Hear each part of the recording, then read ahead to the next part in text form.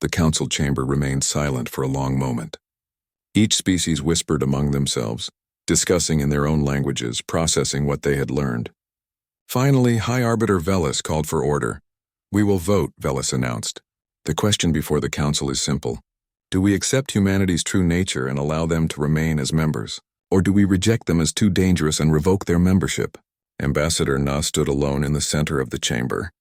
She had prepared for this moment, but now that it was here, she felt the weight of it. Everything humanity had worked for, everything they had hoped to achieve among the stars, came down to this vote. "Before you vote," Elder Pith said, ancient branches creaking as the being moved forward, "I would like to speak." "The council recognizes Elder Pith," Velis said. The ancient tree-like being moved to the center stage, standing beside Ambassador Nasher for 3,000 years. Pith had guided the council through difficult decisions. Now all eyes turned to the elder.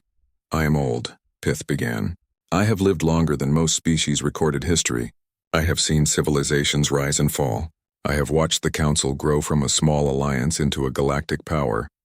And in all that time, I believed we had achieved something unique. We had built a civilization without violence, without war, without predators." Pith's branches swayed slowly. "But I was wrong. We did not build a civilization without predators. We built a civilization in a bubble, a safe space where predators simply had not found us yet. And we mistook our luck for wisdom." The elder turned to look at the assembly. "For 1 billion years we have congratulated ourselves on our peaceful nature. We believed that our herbivore biology made us morally superior. We believed that violence was never the answer. But what we never asked was the most important question. What happens when violence finds us anyway? The swarm answered that question," Pith continued. "When violence came to us, we had no answer. We could only run. We could only die. And if not for the humans, we would have continued to run and die until there was nothing left of our civilization." Counselor Thrum spoke up. "But Elder, accepting humans means accepting violence into our society. It means admitting that sometimes killing is necessary. This goes against everything we have built." "No," Pith said firmly. "It means accepting reality. The universe does not care about our philosophy. The universe does not reward pacifism. The universe simply exists with all its beauty and all its dangers. We can choose to face it with wisdom, or we can choose to face it with ignorance. But we cannot choose to make it safe simply by wishing it so." The elder moved closer to Ambassador Na. "I have studied human history. I have read about their wars, their violence, their seemingly endless capacity for destruction. And you know what else I found? I found art, music, literature, philosophy, compassion, love. I found a species that has the capacity for terrible violence, but also for incredible kindness." "Humans are predators," Pith said. "But they are also teachers, artists, friends, and parents. They are complex like all sentient beings, and they are offering us something we desperately need. Not just protection, but balance." Elder Pith turned to face the full council. "I propose we accept humanity. Not as warriors we keep at arm's length, but as full partners. Let them protect us, yes, but also let them learn from us. Let us teach them our peaceful ways, our wisdom, our patience, and let them teach us their strength, their courage, their willingness to face danger." "And if they turn on us?" Velis asked. "If they decide to use their weapons against council species?" "Then we will have made a mistake," Pith said simply. "But I do not believe we will. I have watched the recordings of the battle. I saw Commander Jin's face when the swarm attacked. He was not happy. He was not excited. He was sad. Sad that he had to reveal what humans are. Sad that violence was necessary. That is not the face of a species that enjoys killing. That is the face of a guardian doing a difficult job." Ambassador Na felt her eyes water slightly. She had not expected support from Elder Pith. She had expected fear, rejection, maybe even calls for humanity's exile. But this ancient being understood something the others did not. Strength and gentleness were not opposites. They were partners. "I call for the vote," Velis said. "All in favor of allowing humanity to remain in the council, knowing their true nature as predator species." One by one, the council members voted. Some voted immediately. Others hesitated. The chamber's display showed the count rising slowly. Na watched, her heart pounding. 30 votes for, then 35, then 40. "The vote is concluded," Velis announced. 43 in favor, 4 opposed. "Humanity will remain a council member. Na let out a breath she had not realized she was holding. They had done it. Humanity would not be exiled. But the next words from Velis made clear that everything had changed. However, the High Arbiter continued, humanity cannot continue as before. You have revealed yourselves as warriors. You have weapons and capabilities far beyond any other Council species. Therefore, the Council creates a new role. Humanity will become the Council's defense force. The Wardens. The Wardens will be responsible for protecting Council space from external threats, Velis continued. You will train our species in defense. You will patrol our borders. You will face the dangers that we cannot face ourselves. Do you accept this responsibility? Ambassador Na stepped forward. We do. Humanity accepts the role of Wardens. We will protect the Council with everything we have. Then it is decided, Velis said. Let the record show that on this day the Council entered a new era. An era where we acknowledge that peace must sometimes be defended with strength. The session ended. Council members dispersed, talking in hushed tones. Some looked relieved. Others looked worried. All of them looked at the humans differently now. The gentle explorers were gone. In their place stood warriors. Na left the chamber and found Captain Day waiting for her. How do you feel? He asked. Tired, she admitted. Relieved, scared. We got what we wanted, but it came at a cost. They'll never see us the same way again. No, Day agreed. But maybe that's better. Better they know the truth and accept us than live a lie. 3 months later, Earth's orbit was busier than it had ever been. Ships from dozens of Council species arrived daily, not to invade, not to quarantine, but to learn. The Interspecies Defense Academy had been built in record time. It sat in orbit above Earth, a massive station where Council species could come to learn from humans. Learn about strategy, learn about tactics, learn how to survive when peace was not an option. Commander Jin stood in the Academy's main training hall, watching the first class of students arrive. They looked nervous. A group of Velktar, the rabbit-like herbivores, a cluster of crystalline beings like Velis, even a few jellyfish creatures like Counselor Thrum. Lieutenant Bora stood beside him. Think they're ready for this? She asked. No, Jin said honestly, but they'll learn, just like we did. One of the Velktar students approached them hesitantly. It was Prith, the same one who had been aboard the Discovery during the swarm attack. Commander Jin, I wanted to thank you for saving us, for showing us that the galaxy is not always safe. Jin nodded. You don't need to thank me. We did what was necessary. But why? Prith asked. You could have let us die. You could have hidden your weapons and pretended you couldn't help. Why reveal yourselves? Jin thought about this. Because someone has to stand between the innocent and the darkness. Someone has to be willing to fight. And if we can do that, if we can be strong enough to protect others, then maybe all our history of violence means something. Maybe it gives us purpose. Is it hard? Prith asked. Being a warrior? Yes, Bora answered. It's the hardest thing there is. You have to be ready to hurt others to protect your own.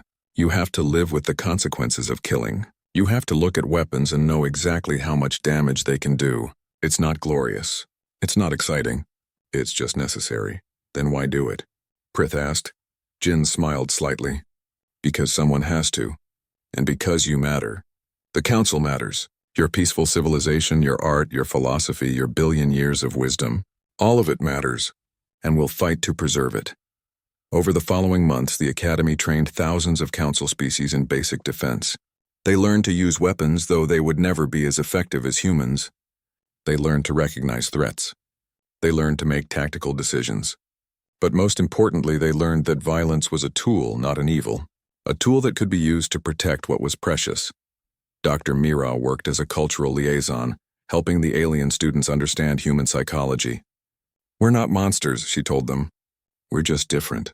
Where you evolved to run from danger, we evolved to face it.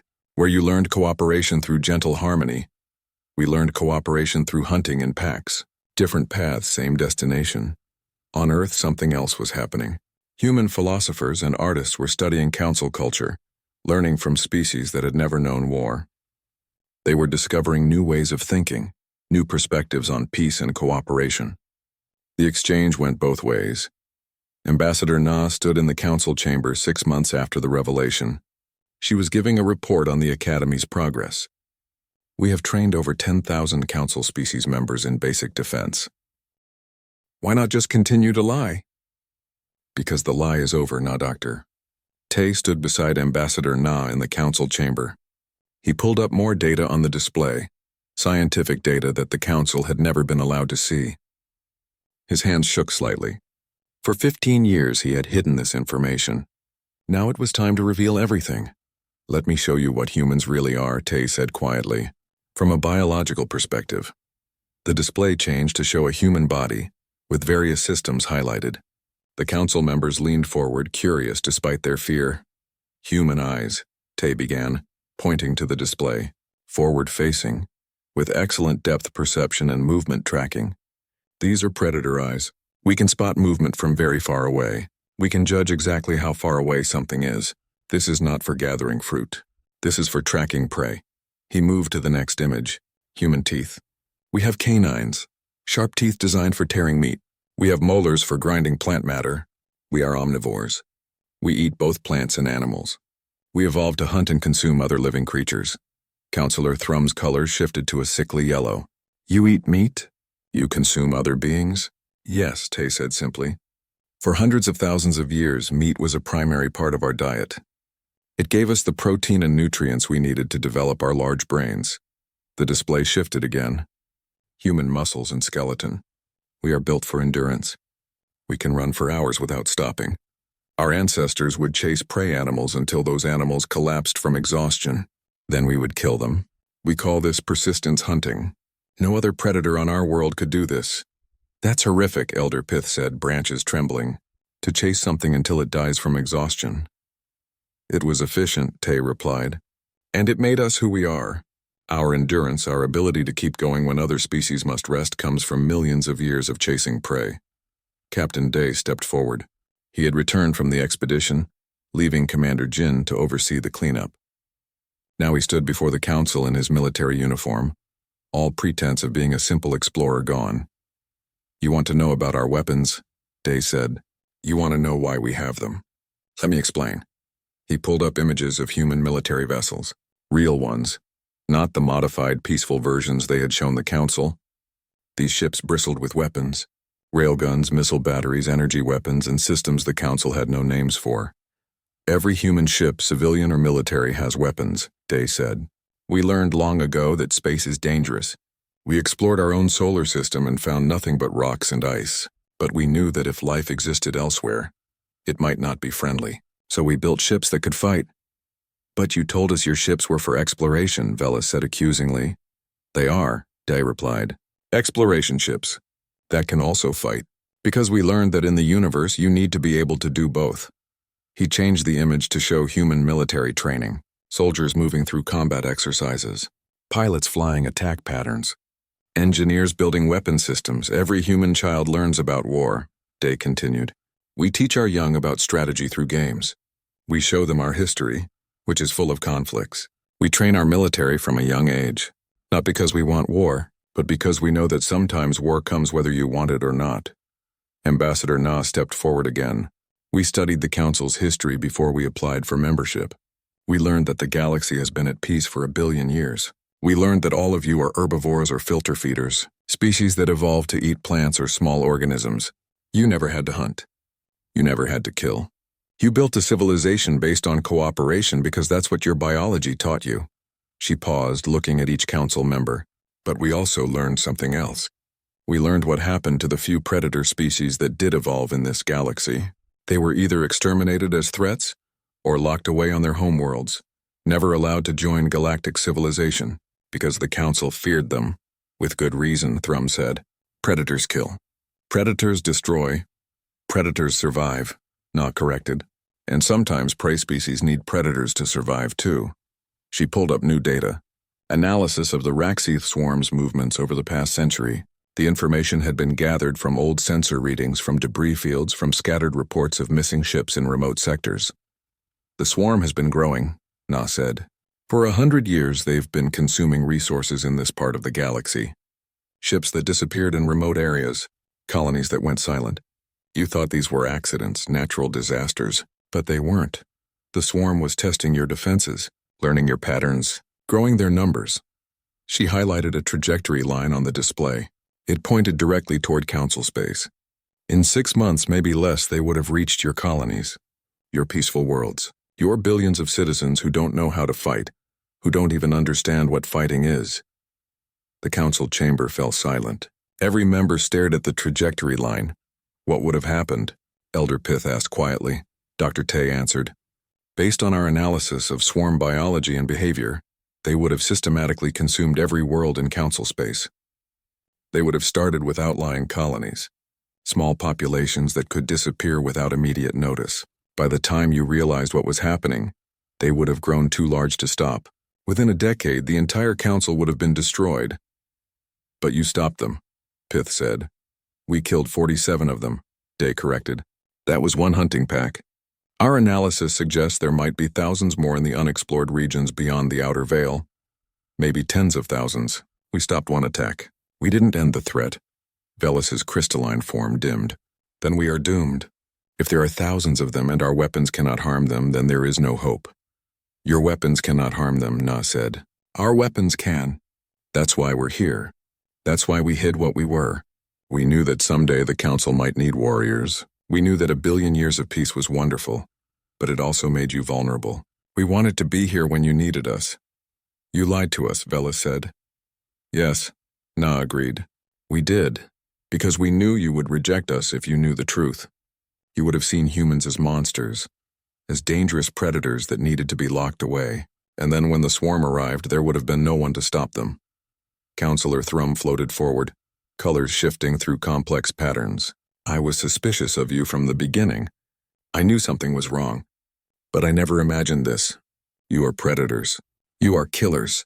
You have weapons that can destroy a ship in seconds. You hunt your enemies until they die from exhaustion. You are everything we have spent 1 billion years trying to avoid. Yes, Na said simply. We are all of those things, and we saved your people today because of it. Thrum's colors went still. I know, and that is what terrifies me most. You are right. We needed you. We need you, and that means our 1 billion years of peace was built on ignorance. We thought the galaxy was safe because we made it safe, but we were wrong. The galaxy was safe because the predators hadn't found us yet. Elder Pith spoke, the ancient being's voice heavy with wisdom and sadness. I have lived for 3,000 years. I have seen the council grow from a handful of species to 47 members. I have seen peace maintained through cooperation and understanding. But I have also watched the recordings of the battle. I have seen what the swarm did to our ships, and I have seen what the humans did to the swarm. The elder's branches moved slowly, gesturing to the display. There is a truth we must face. We prey species have built our civilization on the foundation of running away. When faced with danger, our instinct is to flee. But predators cannot run. Their instinct is to fight, to hunt, to eliminate threats before those threats can harm their pack. Pith turned to look directly at Ambassador Na. You asked if you are monsters or protectors. I will tell you what I see. I see a species that has the instinct to kill but chooses to protect. I see weapons built for destruction but used for defense. I see hunters who could prey on us but instead hunt for us. But can we trust them? Velus asked. How do we know they won't turn those weapons on us? Captain Day stepped forward. You can't. Trust is not something that can be proven with data or logic. Trust is a choice. You have to choose to believe that we mean what we say, that we want to be protectors, not conquerors. He gestured to the image of the destroyed swarm ships. But consider this. We have had these weapons for centuries. We have had ships that could destroy planets. We have had the capability to conquer the Council from the moment we made first contact. We didn't, we joined peacefully. We followed your rules. We hid our true nature because we wanted to be part of your civilization, not destroy it. And when we saw the swarm attacking you, Day continued, we didn't hesitate. We revealed ourselves. We threw away 15 years of careful diplomacy. We showed you what we really are, and we did this knowing you might reject us afterward. We did it because saving you was more important than hiding. Dr. Tay added, we are predators, that is our biology, but we are also rational beings with morality and ethics. We choose how to use our predator instincts. We choose to hunt threats to innocent life. We choose to be guardians. Ambassador Na looked around the chamber at all the council members. We are as... The first railgun shot from the HSS Defiant, traveled at a significant fraction of light speed. It hit the lead Raxith ship in the center mass. The creature ship exploded. Not dissolved, not damaged, exploded. Pieces of chitin and organic matter scattered across space in a sphere of destruction. On Station Axiom 7, the council members watching the live feed sat in stunned silence. They had never seen a weapon do that before. They had never seen anything die that quickly. High Arbiter Velis made a sound like breaking glass. What was that? What kind of weapon was that? Ambassador Na stood alone in the human observer section. She closed her eyes briefly, knowing that everything was about to change. When she opened them, she spoke clearly for all to hear. A railgun. It accelerates a solid projectile to extreme velocities using magnetic fields. Humans invented it 400 years ago, but why? Elder Pith asked, branches trembling. Why would you invent such a thing? Because our world taught us to. Na replied simply. Back in the battle, the Raxith swarm reacted to the death of their companion. They had been apex predators in this region of space for millennia. Nothing had ever fought back effectively. Now something had just killed one of them in a single shot. The swarm turned toward the human ships. 46 creature ships changed direction, their movements coordinated by some kind of hive intelligence. They began to accelerate, preparing to overwhelm these strange new prey with numbers. They're coming right at us, Bo-Ra reported. Her voice was steady, almost calm. All 46 remaining targets converging on our position. Good, Commander Jin said. Makes targeting easier. Bo-Ra fire at will. Wu, give me everything the reactor can handle. I don't care about safety margins. Already at 130%, sir. Engineer Wu replied. We can push to 140, but the council engineers always told us that was impossible. The council engineers never built a ship for war, Jin said coldly. Fire! The Defiant opened up with everything it had. Railgun shots hammered out in rapid succession. Each shot was precisely targeted by Bo-Ra's tactical systems. Systems that were designed to track fast-moving prey across vast distances. Human eyes had evolved for this. Human brains had evolved for this. And human technology had made it devastatingly efficient. 4 more swarm ships exploded in the first 10 seconds. Then 6 more. Then 3 more. The HSS Discovery joined the fight. Captain Kang's vessel moved with an agility that should have been impossible for a ship its size. It spun and dove, avoiding the acid streams that the swarm fired. Its combat drones swarmed out like angry hornets, each one targeting a different weak point on the creature ships. Discovery to Defiant, Kang's voice came through, forming Hunter-Killer Pattern Delta 3. Follow my lead. Confirmed, Jin replied. The 2 human ships began to move in coordination. They were not just fighting. They were executing a strategy that had been refined over thousands of years of human warfare. One ship would draw the enemy's attention while the other struck from an unexpected angle. Then they would switch roles, keeping the enemy off balance, never giving them a chance to adapt. On the council feeds, the alien species watched in growing horror and fascination. They saw the human ships move in ways they had thought impossible. They saw weapons fire with accuracy they had never imagined. They saw coordination and teamwork that looked almost like a single organism split into 2 bodies. How are they doing that? Counselor Thrum asked, colors flashing rapidly across the jellyfish body. How do they move together so perfectly? They're hunting, Elder Pith said softly. Look at them. They're not fighting. They're hunting, like a pack of predators. Ambassador Na nodded slowly. Yes, humans evolved as pack hunters. We learned to work together to take down prey much larger than ourselves. We learned to communicate silently. We learned to anticipate what our pack members would do. We brought that into space with us. This is madness, Velis said, crystalline form dimming with distress. You lied to us. You said you were peaceful. We are peaceful, Na said firmly.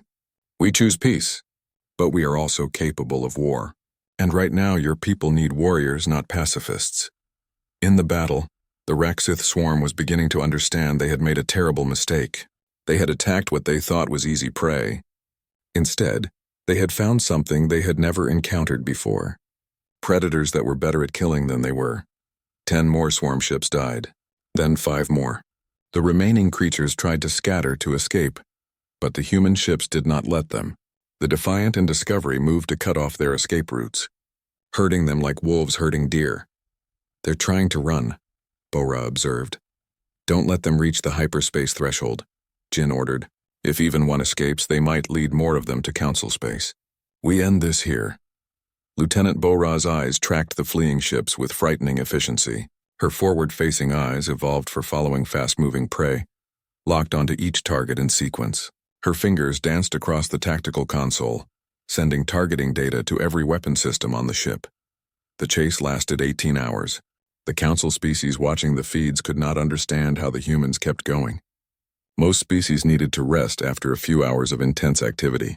They needed to eat, to sleep, to recover, but the humans did not stop. They did not even slow down. On the Discovery, Dr. Mira had come to the bridge to witness the end of the battle. She stood beside Captain Kang, watching the tactical display. One of the rescued council crew members, a Velktar named Prith, stood with her. How? Prith asked weakly. How do you keep going? It has been 18 hours. You must be exhausted. Mira glanced at the rabbit-like alien. Humans are endurance predators, Prith. We evolved to chase our prey for days if necessary. On Earth, our ancestors would track an animal for 24, sometimes 48 hours, never stopping, until the prey collapsed from exhaustion. Then we would catch it. Prith's eyes widened in horror. You would chase something until it died from being too tired to run? Yes, Mira said simply. It was very effective. That's terrifying, Mira nodded. Yes, it is. The last swarm ship was cornered in an asteroid field. It had nowhere left to run. Commander Jin moved the Defiant into position, blocking the only escape route. The creature ship turned, preparing for a final attack, but Jin was faster. Fire, he said quietly. The railgun shot was perfect. It struck the swarm ship exactly where Bora had calculated its central nerve cluster would be. The creature died instantly. Silence fell across the battlefield. Debris floated in space where 47 swarm ships had been. Not one had escaped. The human ships sat motionless, their weapons still active, scanning for any remaining threats. All targets eliminated, Bora reported. Sector is clear. Jin allowed himself a long breath. Then he opened a channel to all the surviving council ships. This is Commander Jin to all vessels. The threat has been neutralized. You are safe to return. Safe? Came a shaky reply. How can you say we're safe? You just killed 47 creatures in less than a day. You have weapons that can destroy a ship in one shot. You hunted them down like animals. Yes, Jin said simply. We did. Because they were going to kill you. Because someone had to stop them. Because we could. He closed the channel and turned to his crew. They looked exhausted now. The adrenaline was wearing off. But they had done their job. They had protected the council species, even though those species now feared them. On Station Axiom 7, the council chamber was in chaos. Every species was talking at once, arguing, demanding answers. High Arbiter Velis finally called for order. Ambassador Na, Velis said, voice sharp as breaking ice. Explain. Explain everything now. Na, step forward. She looked at the council members, at the fear and confusion in their expressions. She had known this moment would come eventually. She had hoped it would be different, hoped it would be less violent. But the universe did not care about hopes. You want to know what humans are? She asked. You want to know why we have those weapons? Why we can fight like that? Yes, Velis demanded. Na straightened her shoulders. Then I'll tell you, but you're not going to like it. She pulled up a display showing Earth, beautiful blue and green hanging in space. It looked peaceful, but Na knew the truth. Earth was anything but peaceful. Our world is a death world, she began. For billions of years, life on Earth competed for survival. Not gently, not peacefully. Every species either learned to kill or learned to avoid being killed. Humans learned both. She changed the display to show human evolution. The images of early humans hunting across African plains. We evolved as hunters. We tracked prey for days using our endurance. We used our forward-facing eyes to judge distances and follow movement. We developed tools to kill from far away. We learned to work in packs to take down animals 10 times our size. We became the most effective predators our world had ever seen. The council members watched in horror as the images showed human hunting techniques. The coordination, the patience, the ruthless efficiency. But that wasn't enough, Na continued. We didn't just hunt animals. We hunted each other. For thousands of years, human tribes fought wars. We refined our weapons, we developed strategies, we learned to build ships that could survive combat. We learned to fight in space just as effectively as we fought on land. Why are you telling us this? Thrum asked. The HSS Defiant cut through space like a blade. Commander Jin stood on the bridge watching the stars stream past on the main display. Around them, 11 other ships from the expedition fleet maintained formation. Each vessel represented a different council species. Each one was designed for peace, not war. Week 6 of the expedition, Lieutenant Bo-Ra reported from her station. She was young for a tactical officer, but her eyes never missed a detail. All ships reporting normal status. The Velktar science vessel is particularly excited about the nebula readings ahead. Jin allowed himself a small smile. The Velktar were a gentle herbivore species who looked like large rabbits with 6 legs. Their enthusiasm for discovering new cosmic phenomena was genuine and touching. It reminded him why humans had worked so hard to join the council. These species were worth protecting. Maintain formation, Jin ordered. And keep all weapon ports sealed. No need to make anyone nervous. Behind those sealed ports, the Defiant carried enough firepower to level a city. Railguns that could punch through a kilometer of solid steel. Missile batteries loaded with warheads. Point defense systems that could track and destroy 1,000 targets per second. But the other ships did not know this. They thought the Defiant was just a large exploration vessel. On the HSS Discovery, Captain Kang was having a similar conversation with his crew. The Discovery was classified as a science vessel, which was technically true. It just happened that human science vessels also carried advanced combat drones hidden in their cargo bays. Dr. Mira, how are our guests from the other ships? Kang asked. Dr. Mira looked up from her console. She was a xenobotanist, but her real job on this mission was cultural liaison, making sure the alien visitors on the Discovery did not accidentally discover anything they should not see. They're wonderful, Captain. Very curious about Earth plants. I've been showing them our hydroponic gardens. Good. Keep them away from Cargo Bay 3.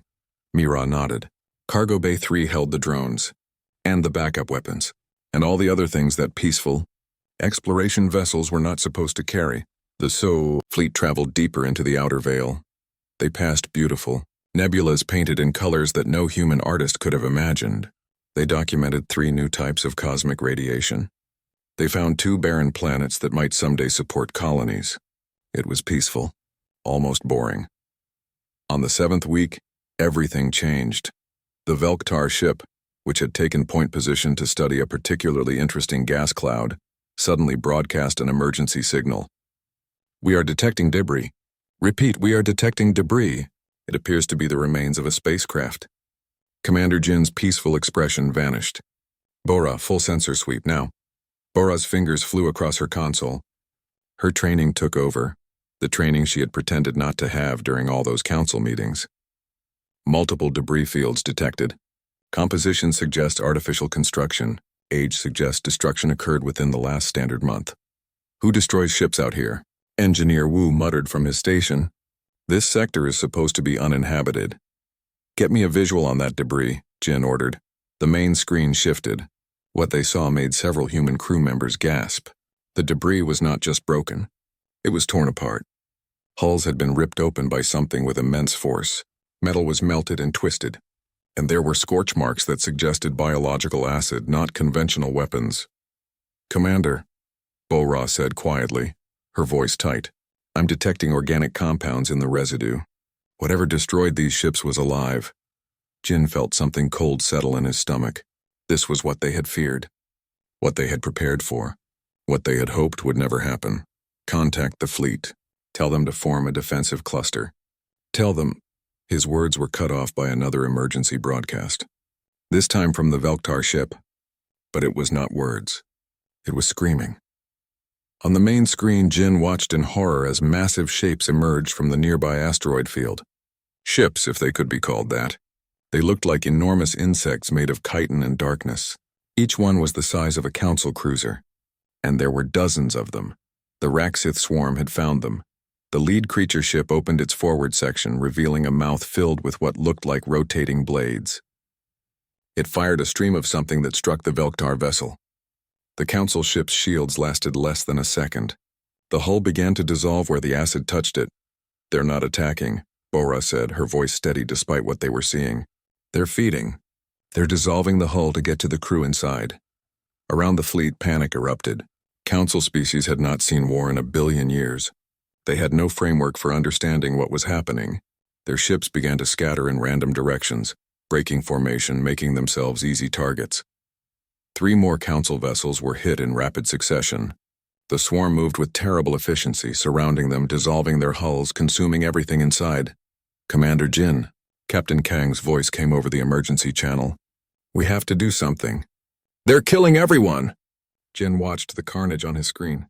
He thought about the orders from Ambassador Na. Stay peaceful. Stay hidden. Don't reveal what humans really are. Not unless absolutely necessary. He watched another Council ship die.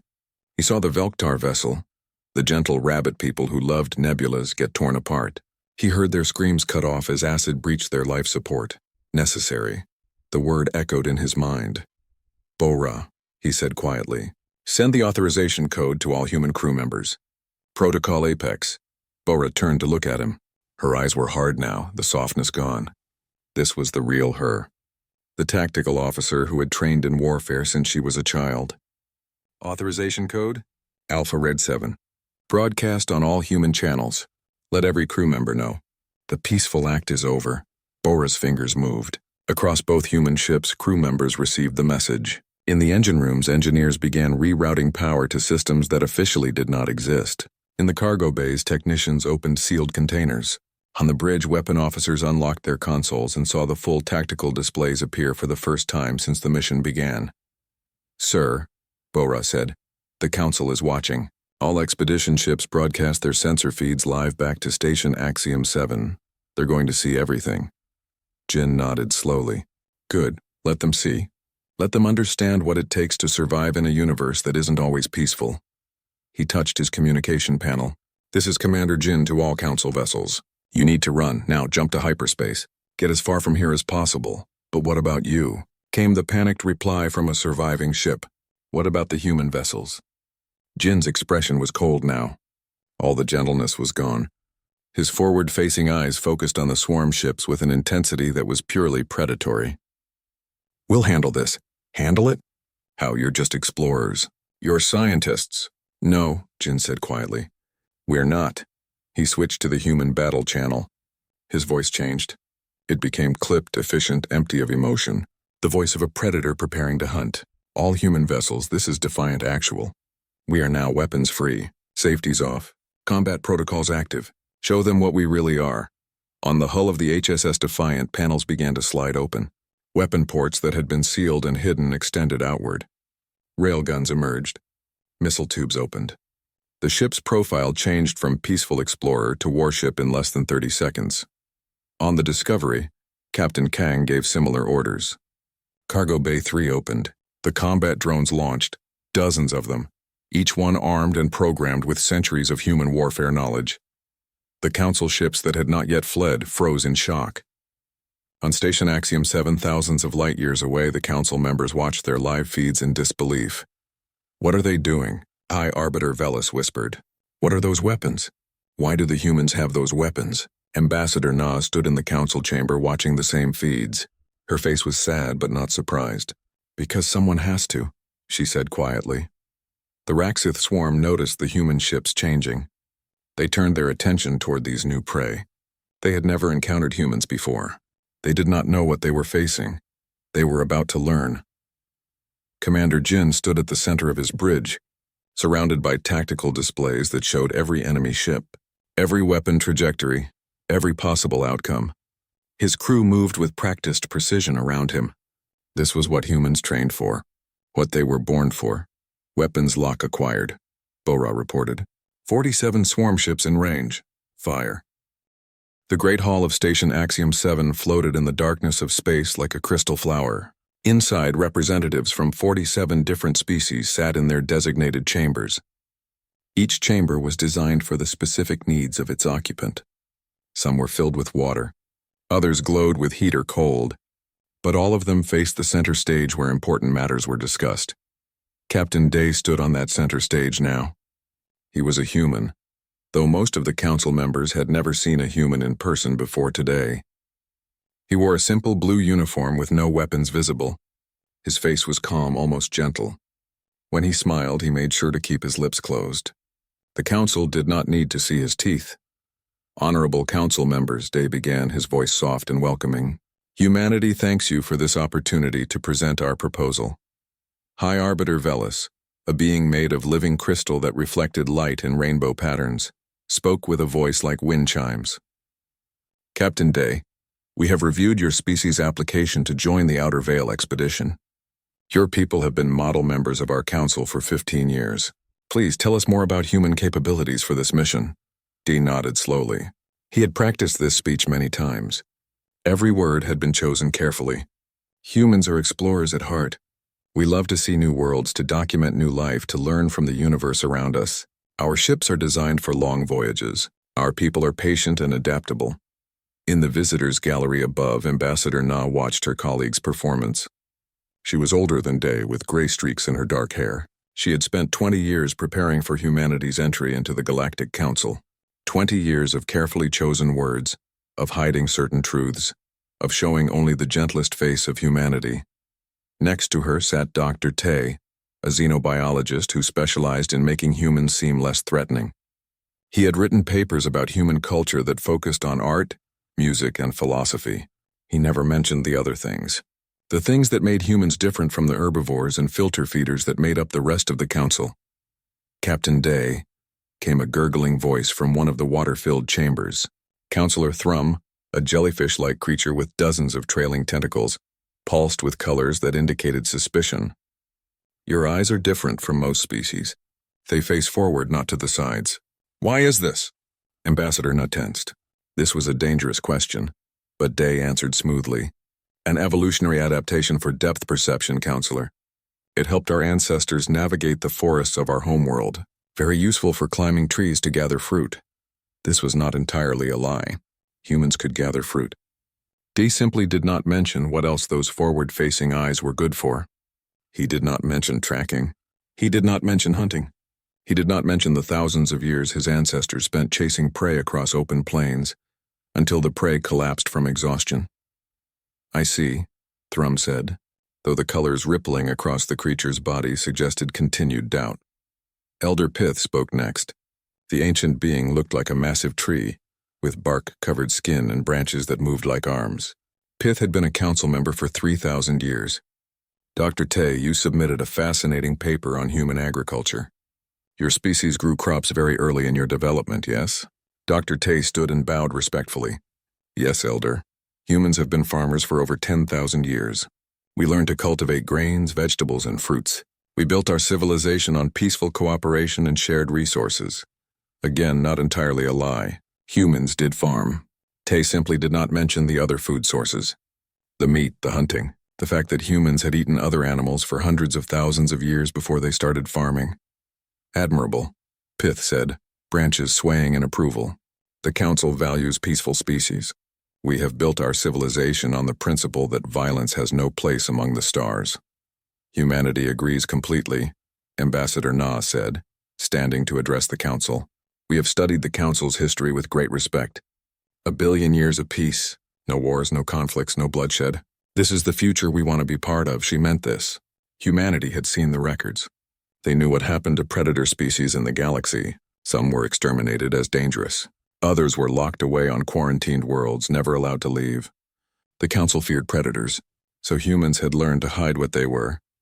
High Arbiter Velis's crystalline form brightened with pleasure. "Then it is decided. Humanity shall send 2 vessels on the Outer Veil expedition, the HSS Defiant and the HSS Discovery. You will join 10 other Council species on this historic journey into unexplored space." The Council chamber filled with sounds of approval, whistles, chimes, and harmonic vibrations that indicated happiness. Day bowed deeply. Humanity is honored. As the session ended and the various species began to leave, Counselor Thrum floated past Ambassador Na. The jellyfish creature's colors showed a mix of curiosity and concern. "Ambassador, may I ask you something personal?" "Of course, Counselor. I have observed humans for several years now. You move differently than other species, more efficiently, more purposefully, and I have noticed that humans never seem to tire. Other species need rest after a few hours of activity, but humans can work all day without stopping. Na kept her expression neutral. We are an endurance species, counselor. It served us well on our homeworld. Endurance for what purpose? For gathering food across long distances. For traveling between communities. For survival. Thrum's colors shifted to something Na could not quite read. I wonder, Ambassador, what kind of world creates a species with such endurance? What kind of world makes a species that never needs to rest? Na smiled gently. A difficult world, counselor. But we survived it. And now we wish only to explore in peace alongside our fellow council members. I hope that is true, Thrum said, and floated away. Later, in the human delegation's private quarters, the three humans sat together. Ambassador Na poured tea for herself and Dr. Tay. Captain Day stood by the window looking out at the stars. That was close, Tay said quietly. Thrum is suspicious. Thrum is always suspicious, Na replied. But we passed. The expedition is approved. Do you think we should tell them the truth? Day asked, not turning from the window. They'll find out eventually, when they see our ships fully armed, when they see how we actually move in combat situations. They will find out when they need to, Na said firmly. Not before. The Council has lived in peace for so long they've forgotten that the galaxy can be dangerous. They've forgotten that sometimes you need protectors. We're not just protectors, Day said softly. We're predators. We're both, Na corrected. And that's what makes us valuable. We just need to make sure they understand that when the time comes. If the time comes, Dr. Tay sipped his tea. The outer veil is unexplored space. No one knows what's out there. Exactly, Na said. It's probably nothing. Probably just empty systems and barren rocks. We'll complete the expedition, bring back good data, and continue being model council members. But deep down, Na knew the truth. The galaxy was not empty. Evolution did not create prey species without also creating predators. And somewhere out in that darkness, something was waiting. She just hoped that when they found it or it found them, humanity would be ready to do what they were born to do. She hoped the Council would understand. And she hoped that her people could protect these gentle species without losing their place among the stars. The expedition would launch in 6 weeks. 6 weeks to prepare, 6 weeks to make sure every human crew member understood the mission. Look peaceful, act gentle, hide the weapons, hide the instincts, hide everything that made humans different, until the moment came when hiding was no longer possible.